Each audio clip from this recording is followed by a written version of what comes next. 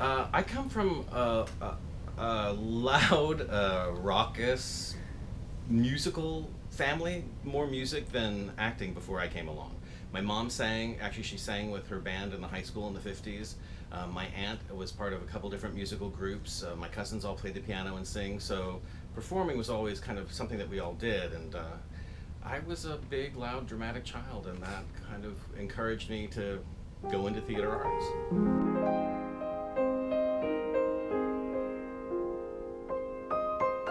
I don't want to give you an exact years because I'm so old, but let's just say since nursery school, since 5, I've been interested in performing and wanting to be involved in creative arts. And for a while I wasn't quite sure if it was theater or if it was art, and for a while I did a lot of puppetry work too, and then kind of focused in on theater and then costume and set design. Because I think it's really important.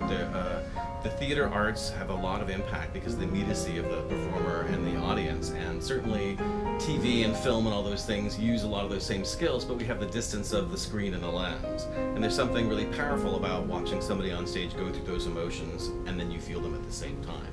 So that struck me from a very early age, and also how beautiful theater could be and how poetic, and how sometimes you just cried because it was so wonderful, these images that were being created, and that's a really strong thing that we don't get a lot in life. And so I realized that was important for me and important for me to share.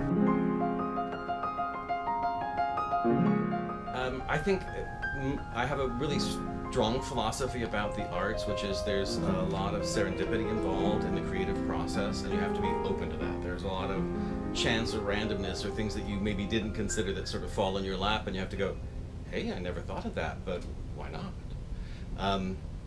Also, that it's really hard to teach theater in the college environment because most students are used to, what's the correct answer for the test, or what's the correct answer for the midterm, or what's the right thing that I should be saying here. And as a teacher of acting and a director for student actors, I have to encourage them to make a lot of different choices. So there's a journey to get to the right answer. Maybe there's 4 or 5 choices to get to the right choice.